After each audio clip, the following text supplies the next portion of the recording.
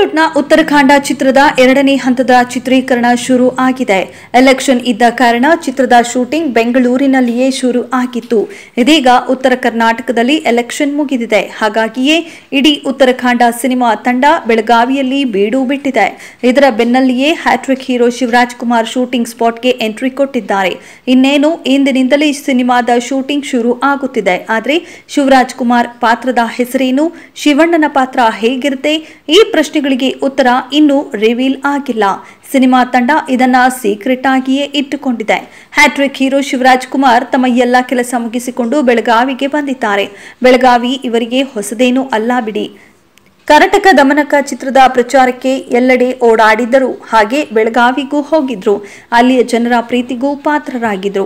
ಅದೇ ರೀತಿ ಉತ್ತರಾಖಂಡ ಚಿತ್ರದ ಶೂಟಿಂಗ್ಗೆ ಬಂದ ಶಿವರಾಜ್ ಕುಮಾರ್ ಅವರಿಗೆ ಈ ಸಮಯದಲ್ಲೂ ಒಳ್ಳೆ ವೆಲ್ಕಮ್ ಸಿಕ್ಕಿದೆ. ಇದನ್ನ ಸ್ವೀಕರಿಸಿದ ಶಿವರಾಜ್ ಕುಮಾರ್ ಉತ್ತರಾಖಂಡ ಸಿನಿಮಾದ ಶೂಟಿಂಗ್ ಸೆಟ್ಗೂ ಎಂಟ್ರಿ ಕೊಟ್ಟಿದ್ದಾರೆ. ಎಂದಿನಂತೆ ಗೀತಾ ಶಿವರಾಜ್ ಕುಮಾರ್ ಕೂಡ ಶಿವಣ್ಣನಿಗೆ ಸಾಥ್ ಕೊಟ್ಟಿದ್ದಾರೆ. ಈ ಮೂಲಕ ಇನ್ನೇನು ಚಿತ್ರದ ತಮ್ಮ ಪ್ರಮುಖ ಪಾತ್ರದೊಳಗೆ ಹೋಗಲು ಶಿವಣ್ಣ ರೆಡಿ ಆಗುತ್ತಿದ್ದಾರೆ ಅಂತಾನೆ ಹೇಳಬಹುದು. ಇನ್ನು ಉತ್ತರಾಖಂಡ ಚಿತ್ರದಲ್ಲಿ ಸಾಕಷ್ಟು ಪಾತ್ರಗಳು ಇವೆ. ಆದರೆ ಇವುಗಳಲ್ಲಿ ಶಿವಣ್ಣನ ಪಾತ್ರದ ಹೆಸರೇನು, ಯಾವ ರೀತಿಯ ಇವರ ಲುಕ್ ಇರುತ್ತದೆ, ಈ ಒಂದು ಪಾತ್ರ ಬೆಂಗಳೂರು ಕನ್ನಡ ಮಾತನಾಡುತ್ತದೆಯೇ ಇಲ್ಲವೇ ಉತ್ತರ ಕರ್ನಾಟಕ ಭಾಷೆಯನ್ನೇ ಹೇಳುತ್ತದೆಯೇ, ಈ ಪ್ರಶ್ನೆಗೆ ಉತ್ತರ ಎಲ್ಲೂ ರಿವೀಲ್ ಆಗಿಲ್ಲ. ಬದಲಾಗಿ ಎಲ್ಲವೂ ಸೀಕ್ರೆಟ್ ಆಗಿಯೇ ಇದೆ. ಇನ್ನು ಉತ್ತರಾಖಂಡ ಸಿನಿಮಾದಲ್ಲಿ ಶಿವಣ್ಣ ಪೊಲೀಸ್ ಆಫೀಸರ, ಇಲ್ವೇ ಹೆಸರಾಂತ ಅಧಿಕಾರಿನ, ಅಥವಾ ಬೇರೆ ಏನಾದ್ರೂ ಪಾತ್ರ ಇಲ್ಲಿ ಕ್ರಿಯೇಟ್ ಆಗಿದೆಯೇ ಗೊತ್ತಿಲ್ಲ.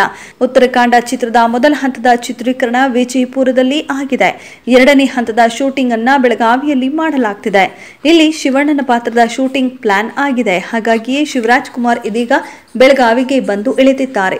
ಸಿನಿಮಾದಲ್ಲಿ ಸಾಕಷ್ಟು ಪಾತ್ರಗಳಿವೆ. ಚೈತ್ರಾ ಆಚಾರ್, ಐಶ್ವರ್ಯ ರಾಜೇಶ್, ರಂಗಾಯಣ ರಘು, ಯೋಗರಾಜ್ ಭಟ್, ದಿಗಂತ್ ಇವರಲ್ಲದೆ ಇನ್ನು ಹಲವು ಪಾತ್ರಗಳು ಇವೆ. ಹಾಗೆ ಐಶ್ವರ್ಯ ರಾಜೇಶ್ ಇಲ್ಲಿ ಡಾಲಿ ಧನಂಜಯ್ಗೆ ಜೋಡಿ ಆಗಿದ್ದಾರೆ. ದಿಗಂತ್ಗೆ ನಟಿ ಚೈತ್ರಾ ಆಚಾರ್ ಪೇರ್ ಆಗಿದ್ದಾರೆ. ಹ್ಯಾಟ್ರಿಕ್ ಹೀರೋ ಶಿವರಾಜ್ ಕುಮಾರ್ ಅವರಿಗೆ ಭಾವನಾ ಮೆನನ್ ಜೋಡಿ ಅನ್ನೋ ಸುದ್ದಿ ಇದೆ. ಆದರೆ ಈ ವಿಚಾರ ಇನ್ನೂ ರಿವೀಲ್ ಆಗಿಲ್ಲ ಬಿಡಿ.